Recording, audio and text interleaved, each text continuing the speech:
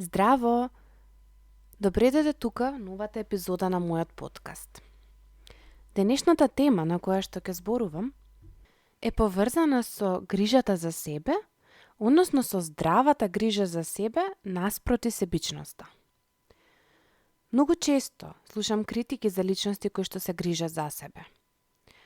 И ова е нешто кое што особено го гледам во нашата држава, можеби и на пошироко на Балканот, меѓутоа грижата за себе најчесто знае да биде наречена себичност, нарцисоидност, самобендисаност, злоба, лошотилук и така натака. Нормално, постојат личности кои што навистина ја достигнуваат и таа екстрема, таа поларност, но грижата за себе нема себична позадина. Односно, грижата за себе е најдобриот темел за грижата за другите. Ние доколку не се грижиме добро за себе, со текот на времето нема да можеме да се грижиме ни за другите. Ова особено важи доколку сте мајка. И запомнете го ова добро, затоа што кога мама не се грижи добро за себе, таа нема капацитет да се грижи добро и за своето дете. Има една приказна која што многу често се спомнува на психотераписките средби, меѓутоа е нешто кое што е убава метафора и верувам дека ќе може повеќе да разберете за што станува збор. Што е оно што е важно кога викаме дека прво мора да си помогнеме себе си? Јас ова го имам слушнато како некое уверување, односно како некоја поговорка која што можеби не секаде во Македонија се кажува, меѓутоа многу често сум знаела да слушам и во рамките на моето семејство, Бог прво себе си ја создал брадата пред да го создаде светот. Кога сум била мала не сум можела да разберам што е поентата позади ова, меѓутоа сега од оваа позиција, односно и кога веќе пораснав, можев да разберам што е значи тоа прво себе, а после на другите. Дали некогаш сте летале со авион? Сетете се на мерките за предпазливост во авион пред полетување. Доколку не сте летале, сега ќе ви кажам дел од мерките или едноставно може да изгуглате, да проверите, да видите како изгледаат тие безбедносни мерки. Стюардесата советува маската со кислород да ја ставиме прво кај себе, а потоа да помогнеме и да ја ставиме на личноста покрај нас. Што значи мајката прво себе си ја става маската со кислород и потоа кога ќе биде стабилна, кога маската ќе биде наместена, кога таа ќе може да диши, му ја става и на своето дете. И сега замислете ја спротивната ситуација, каде што прво ќе ја стави на детето, во меѓувреме најверојатно ќе се угуши и нема да успее да ја стави кај себе, а секако детето не би имало капацитет да го направи тоа за својата мајка. Ова е метафора. Меѓутоа, убава метафора кога станува збор за грижата за себе и за менталното здравје. Доколку ние самите не можеме да дишаме, не можеме да им помагаме на другите. И можеби ќе се задржам тука на мајките, затоа што многу често го гледам ова и ова е нешто што е многу застапено, да мајката буквално се угуши, само за да му помогне на детето, а не сваќа, односно нема капацитет и поддршка општествена и семејна дека прво мора да види да таа може да диши. Секако, тоа не значи да мајката си ја стави маската и си пушти филм, нели? Тоа се некои брзи моменти кога ова се случува. Многу луѓе некако кога се носат метафорите знаат да отидат во другиот екстрем. Не зборувам овде за мајка која што потполно прво се грижи максимално за себе, зборувам за животно загрижувачки ситуации, меѓутоа во однос на грижата на себе многу често знаеме да стигнеме на таквов момент, на такво поле каде што навистина премногу си го загрозуваме сопственото здравје, сопствената грижа за себе, сакајќи да им удоволиме на другите. Не само дома, не само како мајки, ова се случува секаде, во семејството, ова се случува на работа, на факултет, училиште и така натаму. За да бидеме ефективни за другите, мораме да се ставиме себе си на прво место, како не би дошло до недостаток на капацитет, енергија и воздух. Постојат многу професии чија примерна цел е помагање на другите.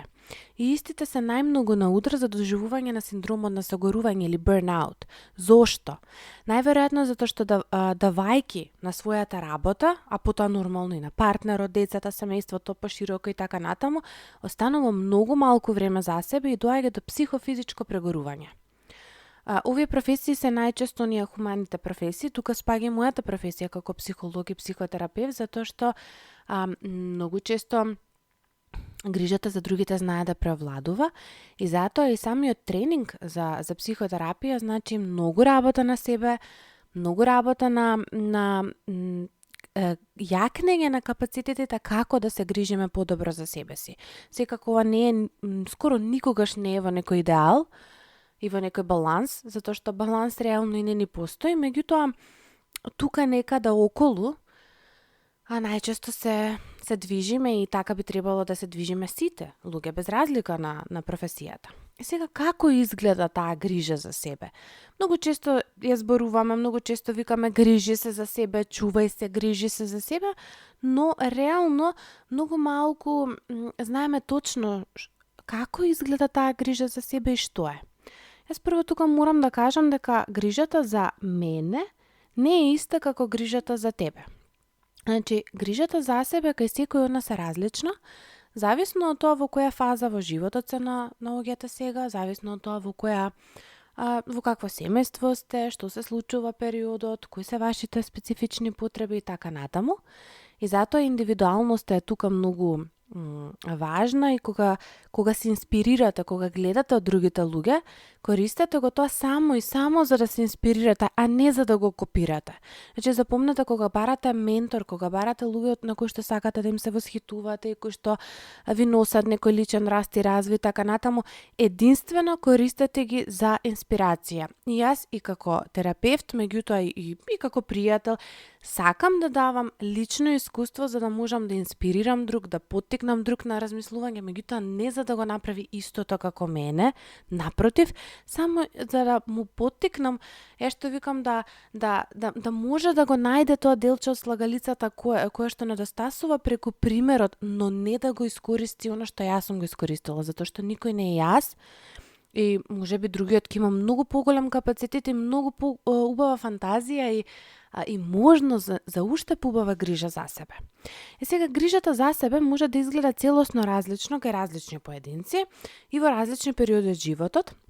И затоа пак ќе повторам, не е нешто што може да се копира, затоа што не сме истата личност, немаме исто семејство, немаме иста професија, немаме ист интензитет на работа, немаме ист организам, немаме ист прак на толеранција и така натаму. Во книгите за самопомош има многу tips and tricks и многу често среќавам имаш ли tips and tricks како ова и ова. Нема tips and tricks како да се грижиме за себе, кои што би можеле на сите еднакво да бидат вистина, да бидат во склад со сите. Сите тие препораки се одлични во книгите, но не е нешто кое што треба да се земе здраво за готово. Грижата за себе може да се подели во многу различни полиња од животот. И јас ќе споделам две поделби кои по мене се едни од најзначајните и може да ви бидат од помош. Секако, може би нема воопшто да бидат во склад со вас. Може би не сте во фаза во животот кога ова е нешто кое што вас ќе ви одговара. Исто така тука пак ќе се вратам на книгите за самопомош, особено доколку се пишувани од професионалци, од психолози, од психотерапевти и така натаму, имаат многу убави начини на кои што може да си направите некоја интроспекција, некоја себерефлексија, каде што може да откриете кој е најдобриот начин за вас. Меѓутоа, доколку некаде на патот премногу заглавите и не успеете да најдете нешто, тогаш консултирајте се чисто со стручно лице за да може да ве насочи. Сега ќе ви споделам две поделби кои што за мене се најзначени, што не значи дека ќе повторам уште еднаш дека за вас ќе бидат најзначени. Првата поделба е поделба на 4 главни полиња на благосостојба. Тука се физичка благосостојба, психичка благосостојба, емоционална благосостојба, душевна благосостојба. Во физичката благосостојба спаѓаат физичката активност, здравата исхрана, одмор, спиење, хигиена, релаксација. Во психичката благосостојба може да бидат читање, учење, медитација, визуализација, перформанс, обкружување и така натаму. Во емоционалната благосостојба процесирање, ослободување од токсични емоции, лекување на раните, емоционалната интелигенција, емоционалната писменост, благодарноста и така натаму. И во душевната благосостојба е оној момент на работа, на намалување на нашето его, односно свесност за нашето его, поврзување со вистината, едноставност во животот, релација со божественото, без разлика дали сте религиозни или не. Тоа е еден момент на спиритуалност кој што е многу важен во нашиот живот. Дори постојат и многу истражувања кои што докажуваат дека доколку ние ја изгубиме, го изгубиме допирот со спиритуалноста, не нужно религиозноста, иако религиозноста спаѓа во спиритуалност, многу е веројатно да ја изгубиме мотивацијата во животот, желбата да живееме, страста во животот и да западнеме во длабока депресија. Многу често човек кој што депресивен всушност не е депресивен, туку едноставно ја изгубил таа релација со божественото. И ви давам еден предлог вежба. Обидете се да го поделите животот на овие 4 полиња на лична благосостојба. Може да се земете еден лист хартија или во вашиот дневник кој што си го пишувате, направете 4 колони, или може да биде да направите како еден крст на целата страна, па да си направите точно 4 колони на еден голем лист. Напишете си личен план и рутина за секое поле од овие 4 полиња кои што ги спомнав, значи душевна благосостојба, емоционална благосостојба, психичка и физичка благосостојба. И овој план и рутина би можеле да ви помогнат да постигнете подобар баланс. Значи, па ќе повторам, баланс, совршен баланс не постои, меѓутоа нешто приближно, нешто кое што за вас во тој момент ќе биде најдобро и највозможно. Напишете ги работите кои сакате да ги практикувате како би го постигнале вашиот потенцијал. Не мора тоа да биде нешто кое што нужно вие ќе го правите, меѓутоа би сакале, како би можело да ве поттикнува и поддржува и да имате предвид како изгледа таа здрава грижа за себе. Сега, втората поделба која што сега ќе ви ја споделам, мене лично ми е подрага и јас лично ја користам оваа поделба за себе. Не затоа што првата не е добра, туку затоа што втората некако е многу попрактична и за мене помирлива, а јас некако повеќе сакам да можам и да измерам, да можам да имам некоја подобра перцепција за мојата благосостојба и за мојата грижа за себе. Првата поделба секако е малку и пофилозофска, можеби би ја дала некаде доколку сте понапредни во вашиот личен раст и развој.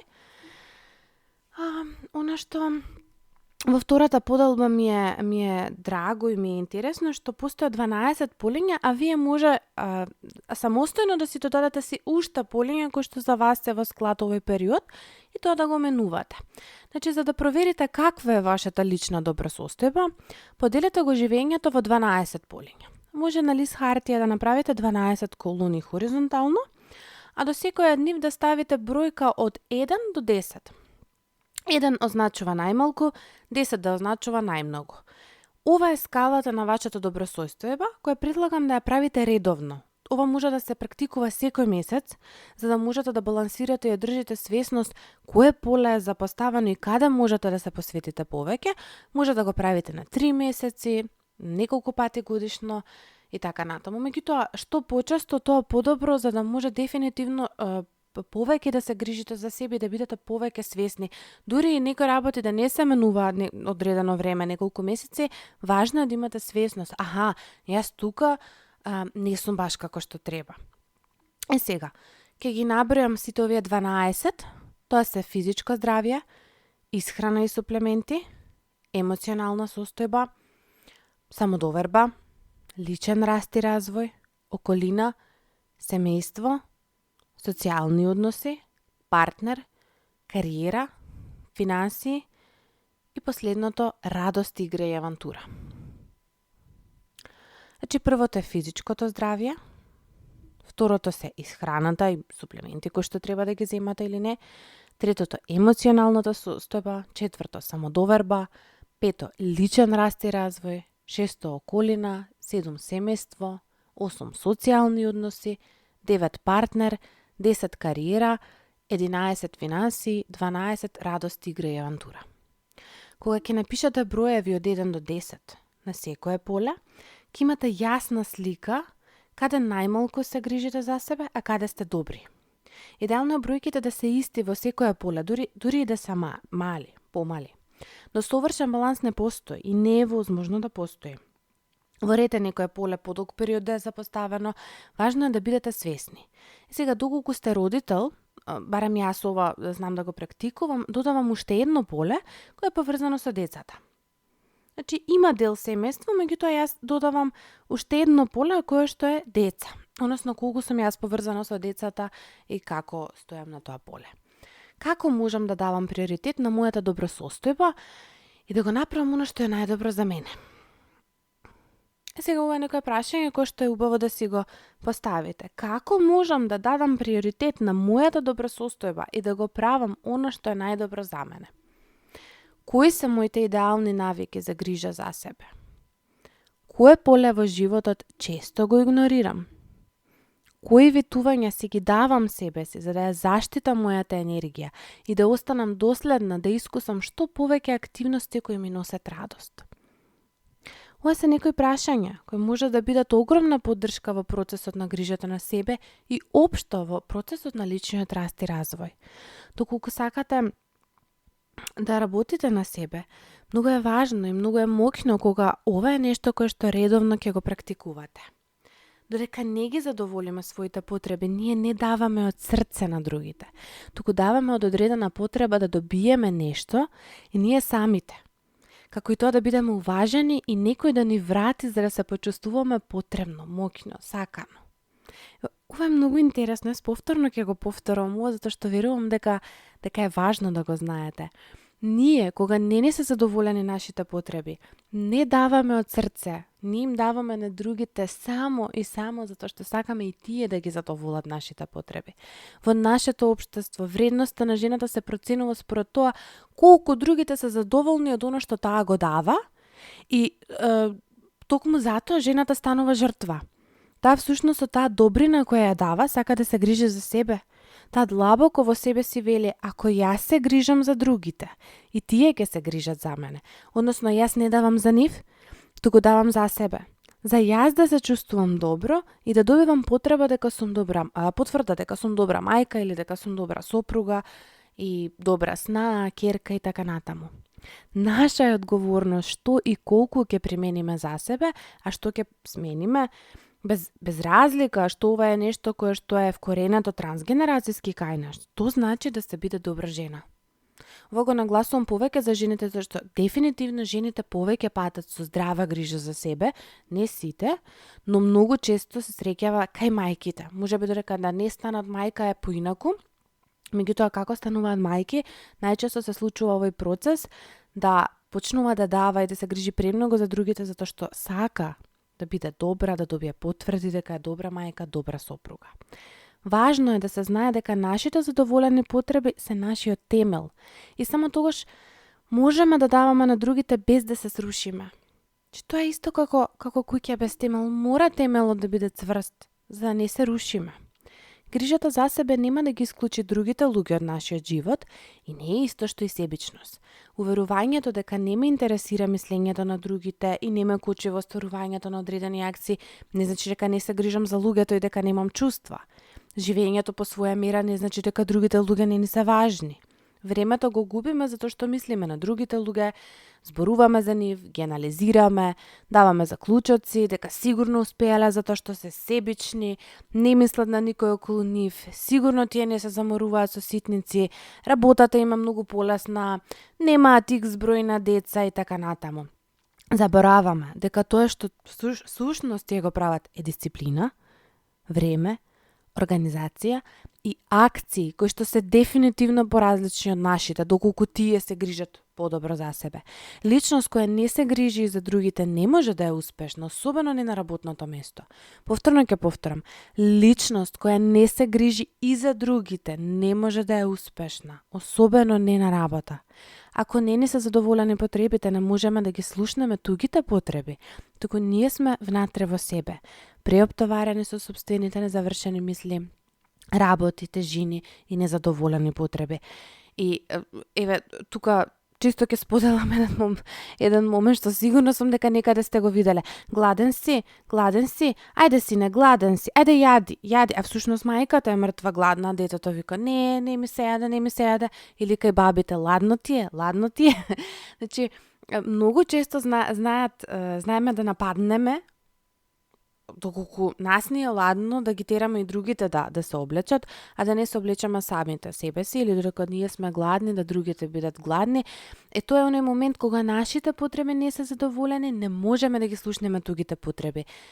Тотално сме преоптоварени со себе, внатре сме во своите незавршени мисли, стануваме и анксиозни, имаме тежини и незадоволени потреби, буквално кои што вриштат, само што треба некој да ги слушне. Затоа е важна инвестиција во себе, особено кога работиме со луѓе, за да можеме да ставиме во тугите чевли и да имаме емпатија, како би служеле подобро на другите. Инако не би можеле да бидеме баш на едно место на здрава емпатија да служиме. Ако не можеме да гледаме во одредена емоција на другиот и ни сметаат тагата, лутината, болката, плачот кај некого, па дури и среќата, радоста, веројатно тоа го носиме во себе како некоја незавршена работа. Затоа многу клиенти, општо и пријатели, знаат да ме прашат како работиш со мене, нели ова те вознемири? Како успеваш по цел ден да слушаш тажни приказни и да си добра? Тоа е затоа што работам на себе и на емоциите. И ако ви кажам првиот пат кога отидов на семинар за психотерапија, мислам дека диазепам пиев за да се смирам. Тоа е оној момент на а сега доаѓа некој ти кажува најстрашна приказна и ти само климаш со главата, не затоа што немаш емпатија, напротив, туку затоа што имаш здрава емпатија. Односно, тоа е оној момент зашто психотерапевтите не се роботи, туку работат на себе, одат редовно на индивидуална терапија, немаат толку многу имаат незавршени работи, далеко од тоа дека се совршени, тоа доживотно трае, личниот раст и развој работата, меѓутоа не е нешто што е толку премногу големо за да не допре, а доколку допре и е толку многу големо, најверојатно ќе си го обработи првиот момент на супервизиска или на индивидуална средба. Иако се случува нормално некои работи да бидат навистина толку трагични да и терапевтот се расплаче, што е скроз во ред. Тоа е нешто што направи луѓе пред сите, навистина постојат работи кои што не можеме да ги контролираме. Сега разликата меѓу оваа професија која што е со луѓе е тоа што не работиш на себе. Доколку не работиш на себе, тогаш доаѓа до прегорување, тогаш доаѓа до рушење на етичкиот кодекс или лоша работа, и ова е нешто кое што го забележувам во нашата држава многу, во нашиот здравствен систем, каде што државен здравствен систем, каде што личностите многу малку работат на себе, многу малку се свесни и најверојатно тоа е една од причините, некоја моја теорија дека тоа е една од причините зашто и толку многу знаеме да бидеме некултурни, не само во здравствениот систем, меѓутоа и во целата таа администрација, таа препрека, тоа што немаме капацитет прво да си ги задоволуваме своите потреби, да работиме на тој burnout, туку некако се насочуваме кон надвор и барањето од другите ни се многу тешки. Баш кога имавме, јас и Наташа од Доање со љубов, имавме на трибина за родилки, односно важно ни беше да фала Богу, повеќето родилки поминуваат добро, меѓутоа нашата држава доста е реално заостаната во тоа, за разлика од другите држави. Па јас не знам, понекогаш се смеам, најверојатно тука сме некаде со Африка, но ние сме сепак свесно општество и мислам дека е време да породувањето стане чин кој што ќе биде и по желба на мајката, кога ќе има еден родилен план, ќе има едни поемпатски услови и така натаму. И гледавме некако во таа породилна траума, која што секако е траума, затоа што секој породување значи промена на телото, дали ќе биде тоа природно, каде што толку многу промени ќе се случат природно во кратко време или ќе биде со царски рез, без разлика, тоа сепак е некаков вид на траума која што пред се е физичка, потоа и психичка, особено за прво дете. И како разговаравме, така некако во целиот тој разговор се случи да едно медицинско лице дојде и сподели работи кои што навистина беа на место, односно дека има многу едукација во болницата и така натаму, меѓутоа оно што се увиде е како самите медицински лица немаат свесност дека Имаше некаков коментар од типот на толку многу родилки има, не може на сите да се посветиме. Па добро, меѓутоа таа родилка која што доаѓа, таа доаѓа и е прв пат. За неја ова е цел свет, за неја е потребна таа поддршка. И таа е толку многу плашена и можеби и травматизирана во тој момент што не знае како да се однесува, не знае како да се грижи за себе. Затоа е важно да тука имаме свесноста доколку се чувствува медицинското лице преплавено од многу голем број на пациенти и така натаму. Тоа не е нешто кое што треба пациентот да пати, тоа е нешто кое што треба да се побара надворешна помош, односно како медицинското лице да не е во бърнаут, како може повеќе да се помогне, како може тој емпатски однос. Емпатскиот однос понекогаш може да биде и глума, култура, кога викаме ние сме многу топло општество. Далеко сме од топло општество. Ама во Германија ќе ти се смеат со сила, па подобро понекогаш да се насмееме со сила и да бидеме културни, отколку да викаме, да бидеме агресивни, да не сме во контакт со себе, да не сме во контакт со другите. Ве размислете, доколку сте биле и некаде во странство, да видите дали реално ние сме топло општество или сме општество кое што навистина малку се грижи за себе. Значи без осуда за другите, ова е нешто за кое што е потребна многу поголема свесност и доколку вие сте дел од таква хумана професија, се надевам дека ќе се освестите колку е важно да се грижите прво за себе за да може да бидете во служба на другите. Не се другите криви. Да, навистина понекогаш се соочуваме со секаков тип на луѓе.